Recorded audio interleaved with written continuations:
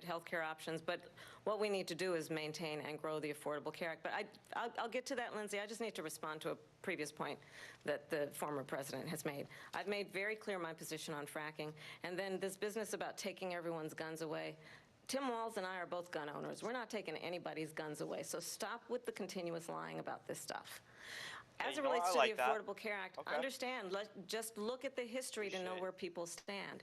When Donald Trump was president, 60 times he tried to get rid of the Affordable Care Act. 60 times. I was a senator at the time when I will never forget the early morning hours. You calmed back? Yeah, I just texted Riley. I just texted Riley. I'm coming. Dude, I'm coming right now. I calmed. Who you have disparaged without me?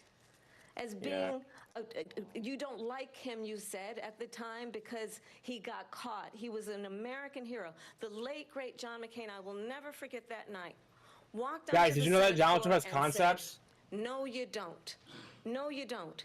No, you don't get rid of the Affordable Care Act. You have no plan. And what the Affordable Care Act has done is eliminate the ability of insurance companies to deny people with pre-existing conditions. I don't have to tell the people watching tonight, you remember what that was like? Remember when an insurance company could deny if a child had asthma, if someone was a breast cancer survivor, if a grandparent had diabetes? And thankfully, as I've been vice president and we over the last 4 years have strengthened the Affordable Care Act, we have allowed for the first time Medicare to negotiate drug prices on behalf of you, the American people. Donald Trump said he was going to allow Medicare to negotiate drug prices. He never did. We did. And now we have capped the cost of insulin at $35 a month. Since I've been vice president, we have capped the cost of prescription medication for seniors at $2,000 a year. And when I am president, we will do that for all people, understanding that the value I bring to this is that access to health care should be a right and not just a privilege of those who can afford it.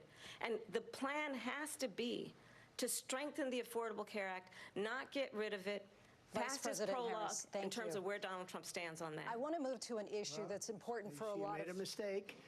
At number one, John McCain fought Obamacare for 10 years. But it wasn't only him. It were all of the Democrats that kept it going. And you know what? We could do much better than Obamacare, much less money. But she won't improve private insurance for people, private medical insurance. That's another thing she doesn't want to get. People are paying privately for insurance that have worked hard and made money, and they want to have private. She wants everybody to be on government insurance where you wait 6 months for an operation that you need immediately. President Trump, thank you. We have another issue that we'd like to thank you. For a number of Americans, in particular younger voters, and that's climate change. President Trump, with regard to the environment, you say that we have to have clean air and clean water. Vice President Harris, you call climate change an existential threat. The question to you both tonight is, what would you do to fight climate change? And Vice President Harris, okay, so he said yes, 1 minute for you each. Well, the former president had said the climate change is a hoax. Immediately, and Dick Riding. What we know is that it is very real. You ask anyone who lives in a state who has experienced these extreme weather occurrences, who now is either being denied home insurance or it's being... No, we have fucking idiots running the country. I'm sorry. Oops. And the victim of what that means in terms of losing their home, having nowhere to go. We know that we can actually deal with this issue. The young people of America care deeply about this issue.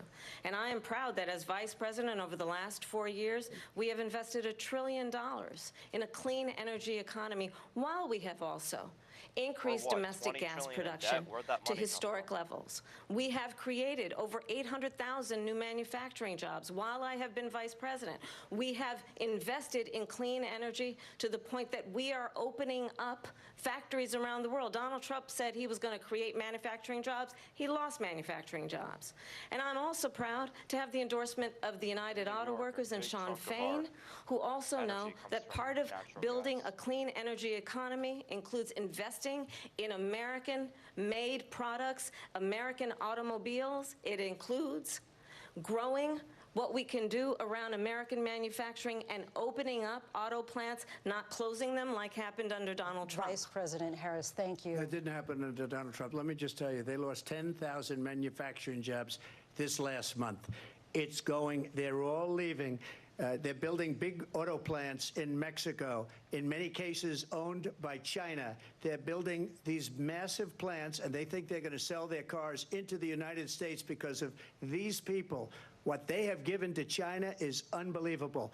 But we're not going to let that. We'll put tariffs on those cars so they can't come into our country, because they will kill the United Auto Workers and any auto worker, whether it's in Detroit or South Carolina or any other place.